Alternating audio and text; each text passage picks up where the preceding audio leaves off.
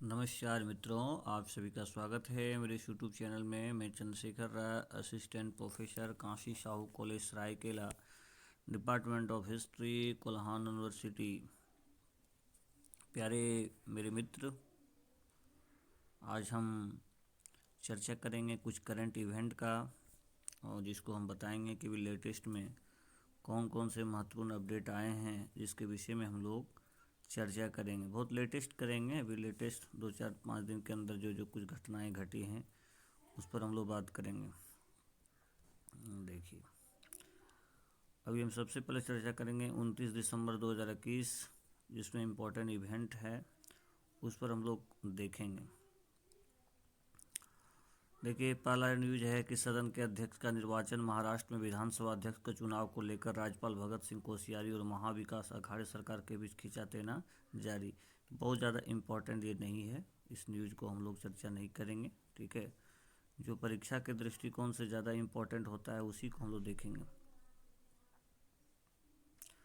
देखिए, बहुत अच्छा इम्पोर्टेंट है, ये यूपीएससी के लिए इम्पोर्टेंट हो। कार्यपालिका द्वारा अदालत के आदेशों का अनादर करने की प्रवृत्ति। भारत के मुख्य न्यायाधीश एन.वी. रमन्ना ने हाल ही में कहा है कि कार्यपालिका एग्जीक्यूटिव द्वारा न्यायालय के आदेशों की अवहेलना और यहाँ तक कि अनादर करने की प्रवृत्ति बढ़ रही है। बहुत इम्पोर्टेंट है। यदि आप सुप्रीम कोर्ट और सरकार के बीच संबंध के विषय में चर्चा करेंगे तो इसका आप कोट कर सकते हैं, इस पॉइंट को लिख सकते हैं मेंस की परीक्षा में। जबकि कार्यपालिका को देश में विधि का शासन बनाए रखने के लिए सहायता और सहयोग करना चाहिए। न्यायपालिका के समक्ष चुनौतियों पर प्रकाश डालते हुए भारत के मुख्य न्यायाधीश ने कहा है कि वर्तमान में असहयोगी कार्यपालिका अदालत के सामने मौजूद चिंताओं में से एक है। बहुत इंपॉर्टेंट है, क्योंकि सुप्रीम कोर्ट के चीफ जस्टिस बोल रहे हैं तो इनका बात बहुत महत्वपूर्ण होता है। समय की मांग क्या है? राष्ट्र में विधि के शासन को जारी रखने के लिए कार्यपालिका को सहायता और सहयोग करने की आवश्यकता है। जब तक कार्यपालिका और कानून न्यायिक रिक्तियों को भरने, अभियुक्तों की नियुक्ति, बुनियादी ढांचे को मजबूत करने, स्पष्ट दूरदर्शिता और हितधारकों के विश्लेषण सहित कानून बनाने के लिए ईमानदार प्रयास नहीं करते, तब तक विधि का शासन के लिए न्यायपालिका को अकेले जिम्मेदार नहीं ठहराया जा सकता। बहुत इंपॉर्टेंट बात बोला कि अब कोर्ट को बोलते हैं कि डिसीजन जल्दी टाइम नहीं देता है, क्योंकि उसके पास संसाधन की कमी है, जजों की कमी है, और ये तभी संभव हो सकता है जब सरकार उसको मदद करेगी। इसलिए सरकार को सहयोग करना चाहिए। नेक्स्ट इंपॉर्टेंट है, राष्ट्र निर्माण में न्यायपालिका की महत्वपूर्ण भूमिका है। केशवानंद भारती मामले में शीर्ष न्यायालय ने पहली बार संविधान संशोधन की समीक्षा करने की अपनी शक्ति को प्रतिपादित किया था। इस तरह की व्याख्या के माध्यम से ही इंदिरा गांधी बनाम राजनारायण मामले में 29वें संशोधन अधिनियम को रद्द कर दिया गया था। न्यायिक समीक्षा की शक्ति। न्यायिक समीक्षा जुडिशियल रिव्यू की शक्ति को अक्सर न्यायिक अतिरिक्त जुडिकल ओवरक्रैक्स के रूप में ब्रांडेड का प्रयास किया जाता है। इस तरह के सामान्यीकरण प्राय गुमराह करने वाले होते हैं। संविधान में तीन एक समान अंगों का निर्माण किया गया है। इस संदर्भ में न्यायपालिका को अन्य 2 अंगों द्वारा उठाए गए कदमों की वैधता की समीक्षा करने की भूमिका दी गई कि जो कार्यपालिका चाहे विधायिका लोग जो डिसीजन लिया वो सही है कि नहीं, इसकी समीक्षा करती है न्यायपालिका। यदि न्यायपालिका के पास न्यायिक समीक्षा की शक्ति नहीं होती तो इस देश में लोकतंत्र का कार्य करना अल्पनीय हो जाता है। यानी लोकतंत्र का जो है सो जो कार्य है वो अकल्पनीय हो जाता है। इसलिए ये चीज़ होना बहुत ज़रूरी है। न्यायिक समीक्षा बहुत इंपॉर्टेंट है। वर्तमान में चिंताएं क्या है, इसको भी थोड़ा देख लीजिए। आमतौर पर कोई भी कानून पारित करने से पहले उसका प्रभाव मूल्यांकन और संवैधानिकता की बुनियादी जांच नहीं की जाती है। कानून का मसौदा तैयार करते समय कम से कम यह अपेक्षा की जाती है कि ये कानून स्थापित संवैधानिक सिद्धांतों का पालन करते हो। विधि निर्माताओं को कानून से उत्पन्न होने वाले मुद्दों के लिए प्रभावी उपचार प्रदान करने के बारे में भी सोचना चाहिए कि भाई कानून जो बन रहा है इसका क्या प्रभाव। जैसे भी देखिए, कृषि कानून बनाए, इतना आंदोलन किए, फिर सरकार ने उस कानून को वापस ले लिया। तो जब भी आप कोई कानून बनाते हैं तो उसके बारे में सोचिए कि इसका क्या नेगेटिव पॉजिटिव होगा। ये नहीं कि ठीक है संविधान का उल्लंघन नहीं कर रहा है, हम कानून बना दिए, ऐसा नहीं। उसके प्रभावों का भी मूल्यांकन करना चाहिए, इस बात को ध्यान रखिएगा। कई बार पक्षकारों को अपने अनुकूल आदेश न मिलने पर प्रिंट और सोशल मीडिया में भी जजों के खिलाफ अभियान चलाए जाते हैं। मीडिया सुनवाई की बढ़ती संख्या। नई मीडिया उपकरणों में से किसी मामले को व्यापक स्तर पर विस्तार देने की क्षमता होती है, लेकिन वे सही और गलत, अच्छे और बुरे, वास्तविक और नकली के बीच अंतर करने में असमर्थ प्रतीत होते हैं। समय की मांग क्या है? देखिए, न्यायपालिका में ज्ञान क्षेत्र विशेषज्ञता की आवश्यकता है। हमें विभिन्न क्षेत्रों में विकास की समझ रखने वाले न्यायाधीशों और वकीलों की जरूरत है। तकनीकी विशेषज्ञों में लगातार न्यायिक प्रशिक्षण प्राप्त करना भी आवश्यक है। कानूनी शिक्षा को समय के साथ तालमेल बिठाने और अपने पाठ्यक्रम को लगातार अपडेट करने की जरूरत है। आभासी सुनवाई। वर्चुअल जो हेयरिंग होता है, अभी देखिए कोविड में जज जो है सो कोर्ट नहीं जाते थे, फिर भी वो घर से ही अपना हेयरिंग करते हैं। जैसी आवश्यकताओं को पूरा करने के लिए न्यायपालिकाओं के अनुकूल मंच की आवश्यकता है। न्यायिक समीक्षा क्या है, बहुत इंपॉर्टेंट है। न्यायिक समीक्षा जुडिकल रिव्यू न्यायपालिका को प्राप्त एक शक्ति है। ये आपको शॉर्ट नोट्स में लिखने के लिए आ सकता है, मेंस में कभी आ जाए तो अब इसको बहुत अच्छे से लिखिएगा, बहुत इंपॉर्टेंट है न्यायिक समीक्षा। न्यायिक समीक्षा जुडिशियल रिव्यू न्यायपालिका को प्राप्त एक शक्ति है जिसके अंतर्गत वह सरकार के विधायी तथा सरकारी अंगों द्वारा पारित किसी अधिनियम या आदेश को किसी प्रभावित व्यक्ति की चुनौती दिए जाने पर इस कानूनों आदेश की समीक्षा तथा इसकी संवैधानिकता पर निर्णय करती है। भारत में न्यायिक समीक्षा की स्थिति क्या है? भारत में न्यायिक समीक्षा की शक्ति के स्रोत भारतीय संविधान है। संविधान के अनुच्छेद 13, 32, 136, 142 और 147। न्यायिक समीक्षा की शक्ति का प्रयोग संविधान के भाग 3 में प्रदत्त मूल अधिकार की रक्षा करने, इन्हें प्रवर्तित करने के लिए किया जाता है। संविधान के अनुच्छेद 13 में संसद और राज्य विधानसभाओं को देश के नागरिकों को प्राप्त मूल अधिकार को समाप्त करने अथवा इन्हें हनन करने वाले कानून बनाना निषेध किया है। अनुच्छेद 13 के तहत मौलिक अधिकारों की सुरक्षा करने के प्रावधान किया गया तथा इसके तहत किसी भी कानून को मूल अधिकारों को असंगत अल्पीकरण करने की सीमा अमान्य माना गया है। तो इसको आप देख सकते हैं। देखिए, वस्त्र उद्योगों के लिए उत्पादन संबंध योजना PLI योजना हाल ही में वस्त्र मंत्रालय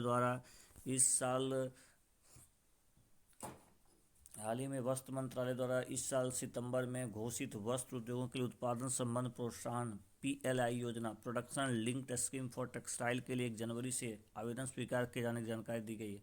क्या है भाई योजना के अनुसार? योजना के बारे में देखिए, सरकार द्वारा वस्त्र उद्योगों के लिए 10,683 करोड़ रुपये के बजटीय परिपक्व के साथ उत्पादन संबंध प्रोत्साहन योजना production linked initiative scheme PLI scheme का आरंभ किया गया है। यह PLI योजना केंद्रीय बजट 2021-22 के 13 क्षेत्र के लिए घोषित की गई। 1.97 लाख करोड़ की कुल बजटीय प्रभाव वाली PLI योजना का हिस्सा है। विशेष फोकस क्षेत्र क्या है इसमें देखिए, वस्त्र उद्योगों के लिए उत्पादन संबंध प्रोत्साहन योजना का उद्देश्य उच्च कीमतों के मानव निर्मित फाइबर से निर्मित कपड़े, परिधान और तकनीकी वस्तु उत्पादन को बढ़ावा देना है।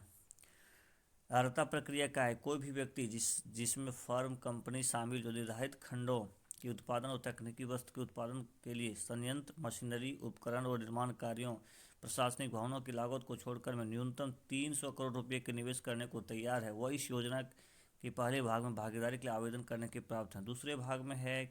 दूसरे भाग में कोई भी व्यक्ति जिसमें फर्म कंपनी शामिल है जो न्यूनतम 100 करोड़ रुपये के निवेश करने का इच्छुक है वह इस योजना के भाग में भागीदारी के लिए आवेदन करने के पात्र होगा। प्रोत्साहन क्या है? PLI योजना के तहत केंद्र सरकार द्वारा वृद्धिशील उत्पादन पर प्रोत्साहन देकर मात्र निर्माताओं को सब्सिडी प्रदान की जाएगी। दूसरा है संयंत्र, मशीनरी, उपकरण और सिविल कार्यों के लिए 300 करोड़ रुपये से अधिक का निवेश करने वाली कंपनियों को अपने टर्नओवर का 15% प्रोत्साहन मिलेगा। इस टर्नओवर को निवेश के तीसरे वर्ष 600 करोड़ रुपये होनी चाहिए।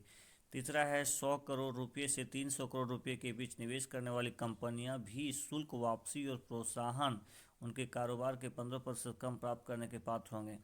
इस योजना में सरकार को 19,000 करोड़ रुपये से अधिक का नया निवेश और 3 लाख करोड़ रुपये से अधिक का संचयी कारोबार प्राप्त करने होंगे। महत्व क्या है? PLI योजना घरेलू विनिर्माण को महत्वपूर्ण रूप से बढ़ावा देगी। बहुत इंपॉर्टेंट बात है। आत्मनिर्भर भारत की भावनाओं के अनुरूप वैश्विक बाजारों में एक बड़ा प्रभाव डालने के लिए वस्त्र उद्योगों को तैयार करेगी। तो ये PLI योजना को आप मेंस में लिख सकते हैं अच्छे ढंग से पॉइंट बना के। यह योजना इस क्षेत्र में अधिक निवेश को आकर्षण में मदद करेगी।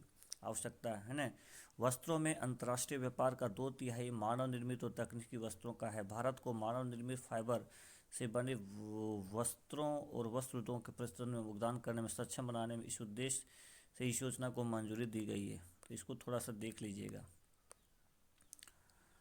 देखिए, बिहार की बात है। यदि आप लेटेस्ट BPSC का 67 परीक्षा दे रहे हैं तो मेंस में भी आपको एक पॉइंट काम कर सकता है। इसमें पॉइंट है कि बिहार में अवैध शराब निर्माण की निगरानी हेतु उपाय किए जा रहे हैं।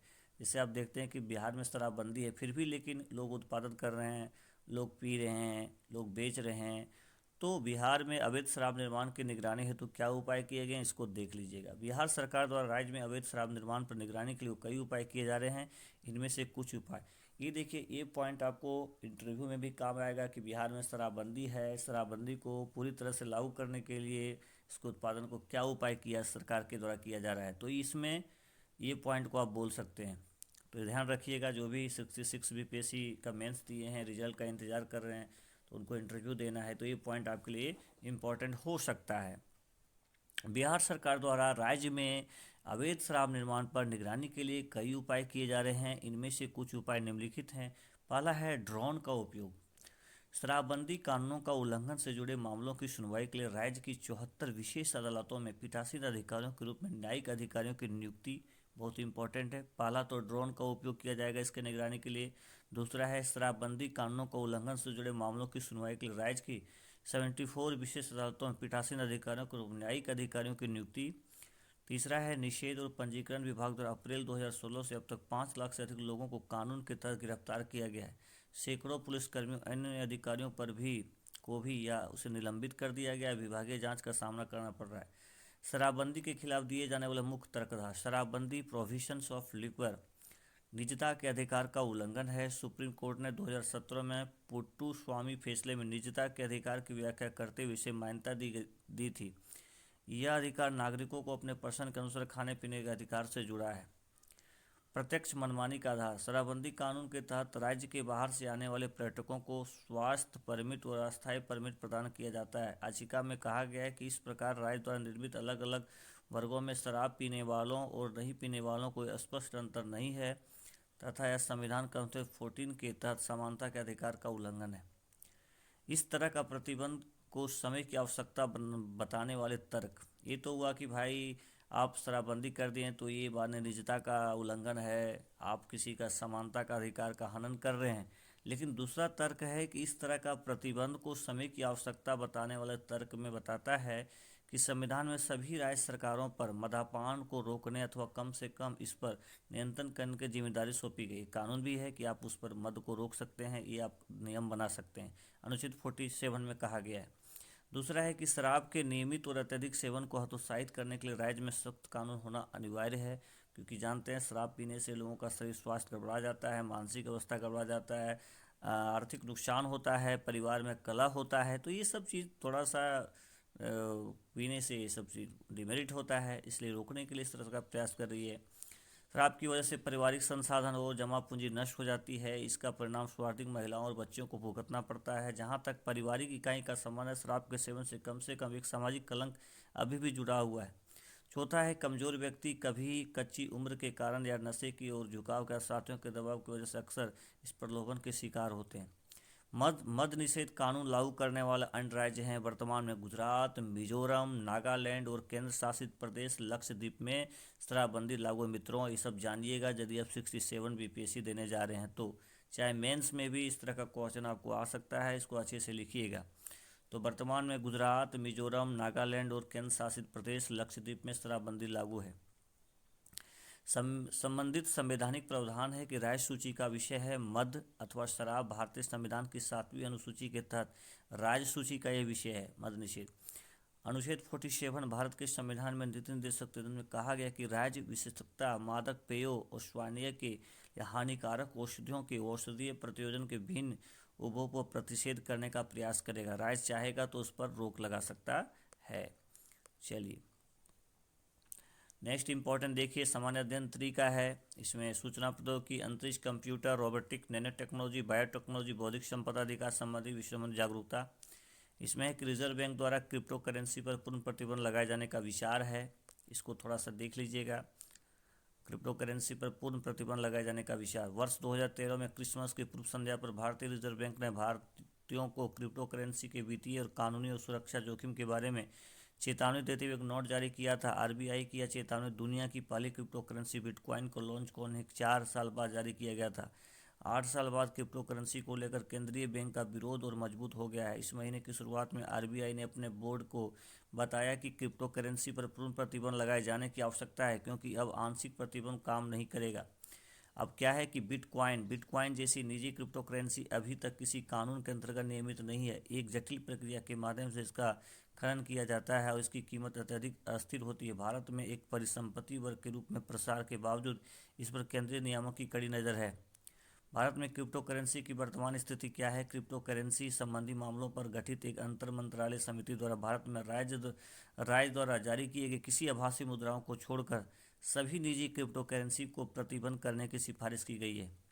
भारतीय रिजर्व बैंक ने भी बाजार में क्रिप्टो करेंसी कारोबार पर चिंता जताई है और इसे केंद्र को अवगत कराया। मार्च 2020 में पुनः सुप्रीम कोर्ट ने बैंकों और वित्तीय संस्थाओं को आरबीआई द्वारा वर्ष 2018 सर्कुलर को अलग करते हुए क्रिप्टो करेंसी संबंधित सेवाओं को बहाल करने की अनुमति दी थी। आरबीआई ने क्रिप्टो करेंसी संबंधित सेवाओं को अनुरूपता के आधार पर प्रतिबंध कर दिया था। क्रिप्टो करेंसी क्या है, पहले सुन लीजिए, बहुत इंपॉर्टेंट है। क्रिप्टो करेंसी एक प्रकार की डिजिटल करेंसी है जिसमें मुद्रा इकाइयों के उत्पादन को विनियमित करने तथा निधियों के अंतरण को स्थापित करने के लिए कूटलेखन तकनीकी का उपयोग किया जाता है और यह बगैर किसी केंद्रीय बैंक के अधीन स्वतंत्र रूप से संचालित होती है। यह ब्लॉकचेन तकनीक पर कार्य करती है, उदाहरण के लिए बिटकॉइन, एथेरियम आदि। हाँ, आरबीआई क्रिप्टो करेंसी पर प्रतिबंध क्यों लगाना चाहती है? पहला है कि संप्रभु प्रत्याभूत क्रिप्टो करेंसी उपभोक्ताओं के लिए जोखिम उत्पन्न करती है। इनके पास कोई सॉवरेन गारंटी संप्रभुता प्रवर्तन नहीं है, इसलिए ये वैध मुद्रा नहीं होती है। दूसरा है बाजार में उतार चढ़ाव। इनकी प्रत्याशित प्रकृति भी है, इनकी अत्यधिक अस्थिर बनाती है। उदाहरण के लिए बिटकॉइन का मूल्य दिसंबर 2017 में 20,000 अमेरिकी डॉलर से गिरकर नवंबर 2018 में 38,000 अमेरिकी डॉलर हो गया 3800 अमेरिकी डॉलर हो गया। तीसरा है सुरक्षा जोखिम। यदि किसी बाजार से उपयोगकर्ता अपनी निजी कुंजी खो जाती है, पारंपरिक डिजिटल बैंकिंग खाते विपरीत इसमें पासवर्ड रीसेट नहीं किया जा सकता, इसको थोड़ा सा ध्यान रखिएगा। तो सुरक्षा जोखिम भी है। चौथा है मेलेवेयर संबंधित धमकी। कुछ मामलों में इन निजी कुंजियों को तकनीकी सेवा प्रदाताओं, क्रिप्टो करेंसी एक्सचेंज या वॉलेट द्वारा संग्रहित किया जाता है जो मेलेवेयर और हैकिंग के प्रति संवेदनशील। पांचवा है मनी लॉन्ड्रिंग भी एक समस्या है। ऐसी गर्ग समिति की सिफारिश 2019 में ध्यान रखिएगा। ऐसी गर्ग आपको पूछा जा सकता है इकोनॉमिक्स में किसी भी रूप से क्रिप्टो करेंसी का खनन, स्वामित्व, लेन देन शादी को प्रतिबंध किया जाए। ऐसी गर्ग समिति बोला कि भैया किसी भी तरीका से इसको क्या किया जाए, प्रतिबंधित किया जाए, तो इसको ध्यान रखिएगा। देखिए बहुत इंपॉर्टेंट एक और टर्म है जीआई टैग। हाल ही में एक फर्म जीत जीरो प्रोड्यूसर कंपनी लिमिटेड द्वारा अरुणाचल प्रदेश अब्तानी वस्त्र उत्पादन के लिए भौगोलिक संकेतक tag GI tag geographical indication हेतु निर्देश हेतु दिए जाने वाले आवेदन किया है अब्तानी। ठीक है, तो इसको ध्यान रखिएगा। अब्तानी बुनाई क्या है? अब्तानी बुनाई का कार्य अरुणाचल प्रदेश के लोअर सुबनसिरी जिले के मुख्यालय जीरो वैली में निवास करने वाली अब्तानी जनजाति के द्वारा किया जाता है। इस जनजाति के लोगों के द्वारा बुना गया कपड़ा अपनी ज्यामितियों और जिग जैग पैटर्न तथा कोणीय डिजाइनों के लिए भी किया जाता है। यह जनजाति मुख्य रूप से जिग जीरो और जिलोडन जैकेट के रूप में जाने वाली शॉल बुनती है जिसे सुपुंत्री कहा जाता है। यहाँ के लोग अपने पारंपरिक तरीकों से कपास के धागों को जैविक रूप से रंगने के लिए विभिन्न पत्तियों और पौधों जैसे संसाधनों का उपयोग करते हैं। केवल महिलाएं ही इसे पारंपरिक बुनाई का कार्य में। जीआई टैग के बारे में थोड़ा समझ लीजिए, बहुत बार न्यूज में, समाचार पत्र में आता रहता है। जीआई टैग क्या है?